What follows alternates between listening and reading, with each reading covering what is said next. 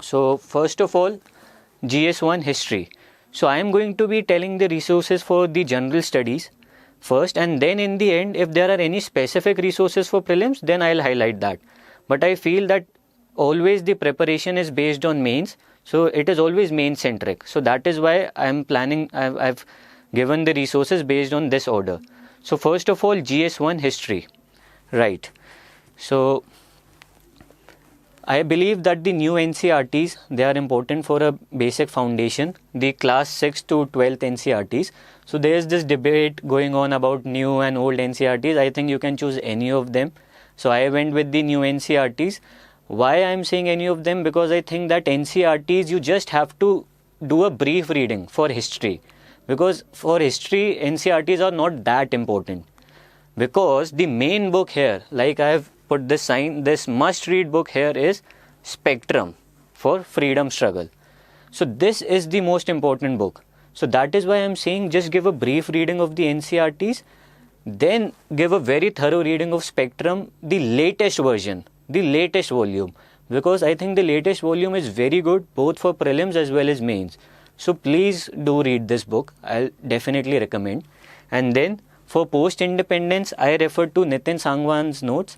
So the author has very beautifully summarized the Bipin Chandra's book on this particular topic. And I think this topic, given the number of questions that are being asked on this, I think only such summary would be enough for you. And finally, for world history, I refer to the notes of Vision IAS. I think that you do not need to refer to extensive books on this particular topic as well as on post-independence India, because very minimal questions are being asked, and that is why you just go to these summarized notes. And that too, I believe that even Vision IAS notes are a bit long, so you have to be very brief. Okay, so this is regarding history. Next, art and culture. So art and culture again is a component that confuses many students. So I read first of all the class 11th fine arts book, which I believe is very important. It is a very good book, and it is a small book as well, and it contains all the essentials that you need. So please go through this book, both from a prelims and mains perspective. It is very important. Then Nitin Singhania's Indian Art and Culture. So everybody has heard about this. So this book I used to use as a supplement. My primary book was the Introduction to Fine Art, and then I supplemented the gaps, my knowledge, with this Nitin Singhania's book. So you can do the same. And also I refer to these old NCRTs on ancient India, on medieval India, by the authors R.S. Sharma and Satish Chandra respectively.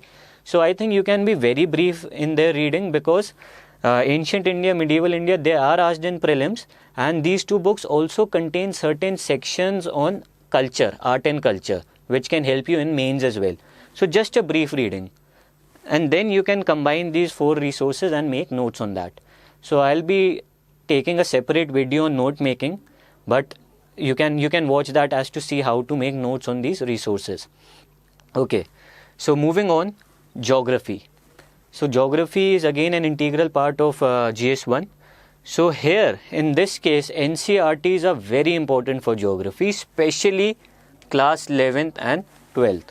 So I would recommend that for class 6th and 10th, you just give it a brief reading. But for class 11th and 12th NCRT, please give a very thorough reading. These are the must read books in case of geography, and these are very important.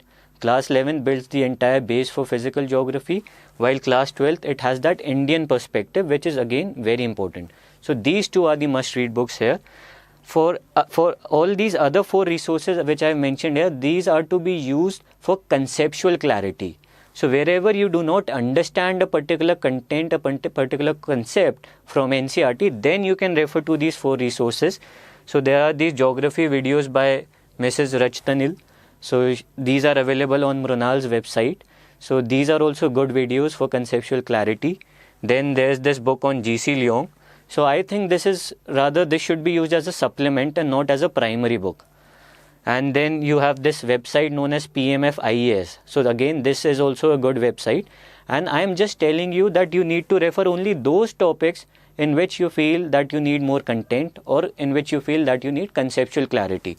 So only for such topics do you refer these 3 resources. and obviously you need an atlas in geography, so you can choose any atlas you want. I don't think there is a compulsion to go with one or two. So generally it is suggested to go with Oxford Atlas, so you can choose any one. That is fine.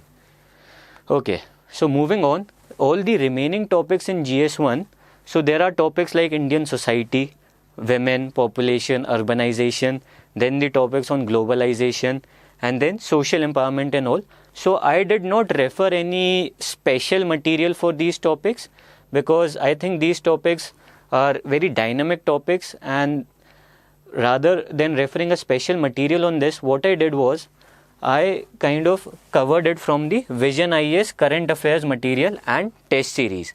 So the test which I was giving, all the questions that were based on these topics, I used to just see the model answer and then gather some content on it and make very short notes on these 4 topics. So I think that is more than enough for these topics. So you need not refer special material. Your current affairs knowledge, that would be sufficient.